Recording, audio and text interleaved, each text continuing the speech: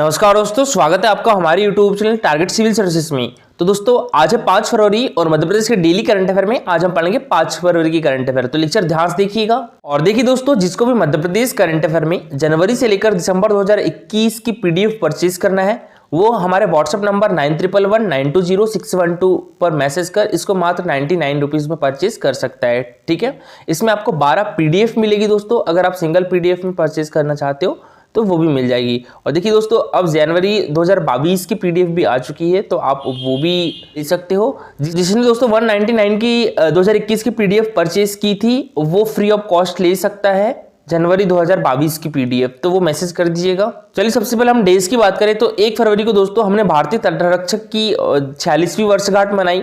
2 फरवरी को विश्व वेटलैंड दिवस मनाया और 5 फरवरी को विश्व कैंसर दिवस मनाया। चलिए दोस्तों, सबसे पहले हमने जो कल करंट अफेयर पढ़ा था उसका रिवीजन कर लेते हैं, उसके बाद स्टार्ट करके हम आज के करंट अफेयर। तो कल के करंट अफेयर में पहला क्वेश्चन था हमारा, टीकमगढ़ जिले के शिवपुरी गांव का नाम बदलकर क्या कर दिया गया है दोस्तों? तो ये कर दिया गया है कुंडेश्वर धाम। दोस्तों कल मैंने यहाँ पर शिवपुरी डिस्ट्रिक्ट बोल दिया था तो उसके लिए माफी चाहता हूँ। ये टीकमगढ़ जिले में एक शिवपुरी गांव है, उसका नाम बदलकर कुंडेश्वर धाम किया गया है। ठीक है, और देखिए केंद्र सरकार के द्वारा दोस्तों अभी मध्य प्रदेश के जो 3 ऐसे प्लेस है जिनका नाम चेंज करने की स्वीकृति केंद्र सरकार ने प्रदान कर दी है। कौन कौन से? एक तो होशंगाबाद जिले की बाबई नगर पंचायत और एक टीकमगढ़ जिले का शिवपुरी गांव का नाम चेंज करने दिया गया है। ठीक है, तो दोस्तों जो होशंगाबाद जिले का बाबई नगर पंचायत है उसका नाम माखन नगर कर दिया गया है और होशंगाबाद जिले का नाम नर्मदापुरम कर दिया गया है और जो टीकमगढ़ जिले का शिवपुरी गांव है इसका नाम कुंडेश्वर धाम कर दिया गया है। ठीक है, तो होशंगाबाद जिले में स्थित नगर पंचायत के बाबई का नाम बदलकर क्या कर दिया गया है दोस्तों? तो ये कर दिया गया माखन नगर। ठीक है, बाबई में दोस्तों हमारे देश के प्रमुख साहित्यकार पंडित माखनलाल चतुर्वेदी जी का जन्म भी हुआ था। तो इसके पहले भी हमारे मध्य प्रदेश में कुछ नाम चेंज किए गए हैं, जैसे भोपाल का जो नाम था पहले भोपाल था या भोजपाल था, और विदिशा का नाम भेलसा और विद्यावती था। सीहोर का नाम सीधापुर था दोस्तों। ओमकारेश्वर का नाम मंदाता था। दतिया का नाम दिलीप नगर था। महेश्वर का नाम महेशमती था। जबलपुर का नाम त्रिपुरी था और जबालीपुरम भी था। ग्वालियर को गोपालचंद के नाम से जाना जाता था और दमोह का तुंडी खेत के नाम से। और देखिए दोस्तों अभी हाल में जो नाम चेंज किए गए हैं तो नरसुल्लागंज का नाम भेरुंद किया गया है। हबीबगंज स्टेशन का नाम रानी कमलापति स्टेशन किया गया है अभी। और जो भोपाल में मिंटो हॉल स्थित है दोस्तों उसका भी नाम चेंज कर दिया गया है, कुशाभाऊ ठाकरे हॉल कर दिया गया है। ठीक है, तो इसका नाम भी याद रखिएगा। इस क्वेश्चन दोस्तों हमारा, मध्य प्रदेश में चिकित्सा पाठ्यक्रम को हिंदी में पढ़ाने वाला देश का पहला राज्य कौन सा होगा दोस्तों? तो ये हमारा प्यारा मध्य प्रदेश होगा। तो इसका आंसर हो जाएगा ऑप्शन नंबर बी। ठीक है, मध्य प्रदेश। दोस्तों हमारा, हाल ही में मध्य प्रदेश में प्रौढ़ शिक्षा मोबाइल ऐप का शुभारंभ किसके द्वारा किया गया है? तो ये हमारे मध्य प्रदेश के स्कूल शिक्षा राज्य मंत्री इंदर सिंह परमार जी के द्वारा। तो इसका आंसर हो जाएगा दोस्तों ऑप्शन नंबर ई। ठीक है, इंदर सिंह परमार हमारे मध्य प्रदेश के स्कूल शिक्षा राज्य मंत्री है। डॉक्टर मोहन यादव हमारे मध्य प्रदेश के उच्च शिक्षा मंत्री है। विश्वास कैलाश सारंग हमारे मध्य प्रदेश के चिकित्सा शिक्षा मंत्री है और यशोधरा राजे सिंधिया दोस्तों हमारे मध्य प्रदेश की तकनीकी शिक्षा मंत्री है। ठीक है, जो प्रौढ़ शिक्षा मोबाइल ऐप है तो इसका शुभारंभ किस शिक्षा विभाग के द्वारा किया गया है? स्कूल शिक्षा विभाग के द्वारा किया गया है। क्यों किया गया है दोस्तों? तो जो पढ़ना लिखना अभियान है उसको संचालित करने के लिए, नवभारत साक्षरता कार्यक्रम को संचालित करने के लिए प्रौढ़ शिक्षा मोबाइल ऐप का शुभारंभ किया गया है। नेक्स्ट क्वेश्चन दोस्तों हमारा, हाल ही में भोपाल के किस प्राध्यापक को प्राकृतिक फाइबर की खोज के लिए भारत सरकार के द्वारा पेटेंट दिया गया है दोस्तों? तो ये डॉक्टर सविता दीक्षित और श्री गजेंद्र दीक्षित दोनों को। तो इसका आंसर क्या जाएगा? ऑप्शन नंबर डी, ए और बी दोनों। ठीक है दोस्तों, महिला एशिया कप हॉकी टूर्नामेंट ये कहां पर किया गया दोस्तों? अभी तो ये ओमान के मस्कट में आयोजित किया गया। तो यहां पर दोस्तों अभी भारतीय टीम ने कांस्य पदक जीता है। ठीक है, कौन सा पदक जीता है?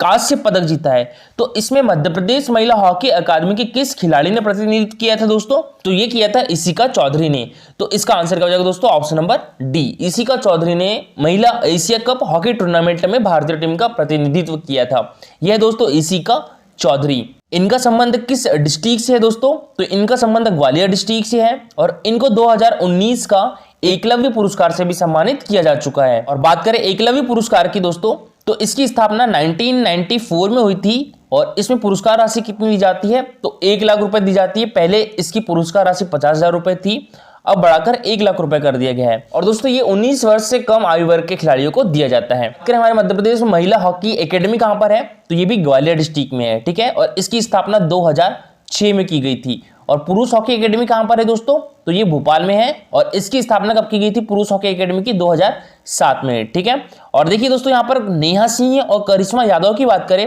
तो ये भी हमारे मध्य प्रदेश की हॉकी प्लेयर है। ठीक है। और वंदना कटारिया भी हमारे मध्य प्रदेश हॉकी एकेडमी की खिलाड़ी रही है, और नेहा सिंह और करिश्मा यादव भी हमारे मध्य प्रदेश हॉकी एकेडमी की खिलाड़ी रही है।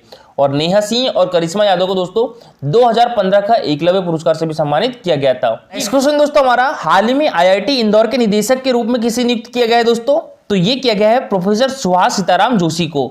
तो इसका आंसर क्या हो जाएगा? ऑप्शन नंबर सी, ठीक है। प्रोफेसर सुहास सीताराम जोशी को दोस्तों अभी हाल ही में IIT इंदौर के निदेशक नियुक्त किया गया है, और ये है प्रोफेसर सुहास सीताराम जोशी। और दोस्तों बात करें हम यहाँ पर IIT इंदौर की, तो इसकी फुल फॉर्म क्या होती है? Indian institute of technology Indore. स्थापना कब हुई थी दोस्तों? 2009 में की गई थी, और इसके अभी अध्यक्ष दीपक वी पाठक है, और इसके निदेशक कौन बन गए हैं? डॉक्टर सुहास सीताराम जोशी। और दोस्तों IIM इंस्टीट्यूट भी कहां पे है हमारे मध्य प्रदेश में? तो ये इंदौर में है। तो देखिए देश का एकमात्र ऐसा शहर जहां पर IIT इंस्टीट्यूट और IIM इंस्टीट्यूट दोनों है, वो कौन सा है दोस्तों?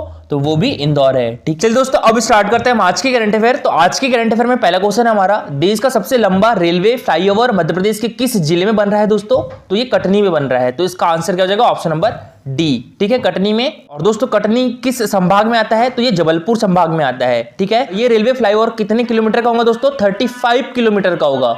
तो देखिए दोस्तों ट्रेनों के बढ़ते ट्रैफिक को देखते हुए रेलवे ने अब ऐसे फ्लाईओवर का निर्माण शुरू कर दिया है जिसकी मदद से मुख्य रेल लाइन से ट्रेनों को निकालने की बजाय इन फ्लाईओवर से निकाला जाएगा। ऐसा ही एक रेलवे का फ्लाईओवर कटनी में बन रहा है दोस्तों, और जबलपुर रेल मंडल के कटनी पर लगभग 35 किलोमीटर फ्लाईओवर बनाया जा रहा है, और रेलवे का दावा है कि यह देश का सबसे लंबा फ्लाईओवर होगा। इसके बनने के बाद मालगाड़ियों को कटनी स्टेशन से होकर नहीं गुजरना होगा, और वह सीधे फ्लाईओवर की मदद से सिंगरौली से बीना की ओर चली जाएगी। इसका लगभग 90% काम पूरा हो गया है, और शेष 10% काम भी जल्द ही पूरा कर लिया जाएगा। इसकी लंबाई दोस्तों लगभग 34.9 यानी लगभग 35 किलोमीटर है, और इस परियोजना की कुल लागत कितनी होगी दोस्तों? 1250 करोड़ रुपए। और बनकर कब तक तैयार हो जाएगा? तो 2023-24 में बनकर तैयार हो जाएगा। और दोस्तों यह भारत का सबसे लंबा railway via Katni grade separate होगा। दोस्तों हमारे मध्य प्रदेश में रेलवे क्षेत्र से कुछ महत्वपूर्ण फैक्ट देखिए मध्य प्रदेश के भोपाल जिले में स्थित हबीबगंज रेलवे स्टेशन को वर्ष 2017 में देश का प्रथम निजी रेलवे स्टेशन बनाया गया, और इसका संचालन किसके द्वारा किया गया? ये बंसल ग्रुप के द्वारा किया जा रहा है। और दोस्तों हबीबगंज रेलवे स्टेशन का नाम 2021 में क्या कर दिया गया? रानी कमलापति स्टेशन कर दिया गया। नई रेलवे नया मध्य प्रदेश पुस्तक का विमोचन 1 जून 2018 को किसके द्वारा किया गया था? तो उस टाइम के हमारे जो रेल मंत्री थे पीयूष गोयल, उनके द्वारा किया गया था। और अभी हमारे देश के रेल मिनिस्टर कौन है? अश्वनी वैष्णव है। तो मध्य प्रदेश का प्रथम पिंक स्टेशन वर्ष 2019 में मदन महल जबलपुर घोषित किया गया है, और जबलपुर रेलवे स्टेशन देश का प्रथम वाईफाई एवं स्वचालित रेलवे फाटक सुविधा वाला स्टेशन भी बन गया था।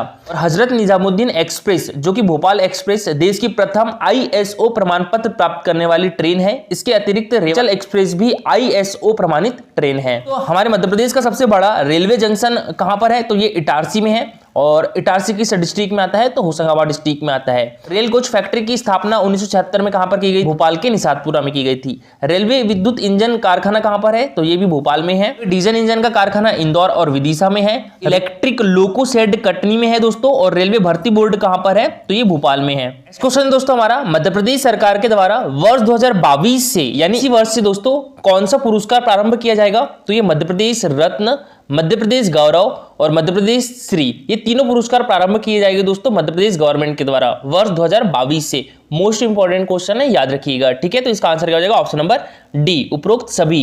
और दोस्तों ये पुरस्कार किस क्षेत्र में दिए जाएंगे? तो कला के क्षेत्र में दिए जाएंगे, साहित्य के क्षेत्र में दिए जाएंगे, संस्कृति के क्षेत्र में दिए जाएंगे, और विज्ञान के क्षेत्र में दिए जाएंगे, चिकित्सा के क्षेत्र में दिए जाएंगे, और शिक्षा के क्षेत्र में दिए जाएंगे।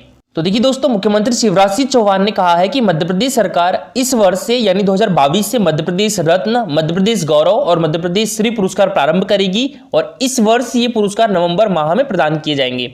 ये पुरस्कार कला, संस्कृति, साहित्य, विज्ञान, चिकित्सा, शिक्षा आदि क्षेत्रों में उत्कृष्ट कार्य करने वाले को दिया जाएगा।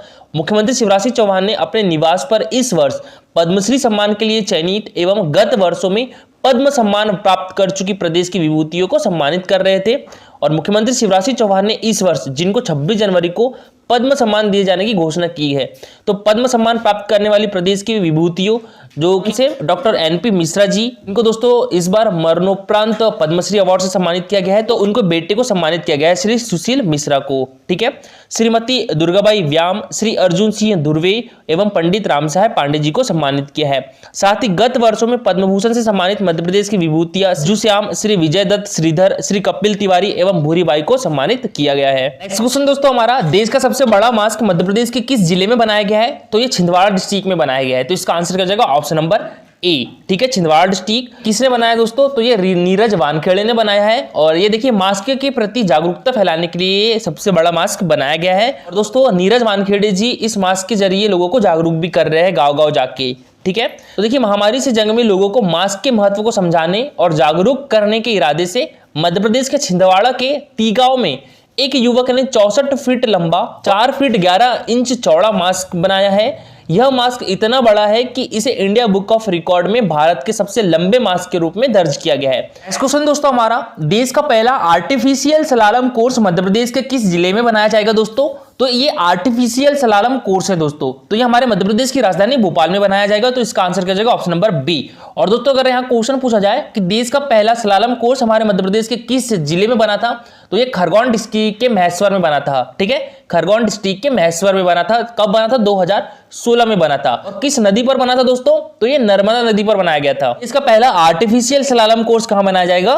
तो ये भोपाल डिस्ट्रिक्ट में बनाया जाएगा। और दोस्तों ये आर्टिफिशियल होगा। ठीक है, तो देखिए भोपाल में देश का पहला आर्टिफिशियल स्लालम कोर्स बनने जा रहा है और इसे एशियाड व ओलंपिक की तैयारियों के लिए बनाया जा रहा है। इसे बनाने में 10 से 15 करोड़ रुपए का खर्च आएगा। और एशियन गेम्स 2022 का आयोजन 10 से 25 सितंबर के बीच चीन के हांगझोउ शहर में होगा।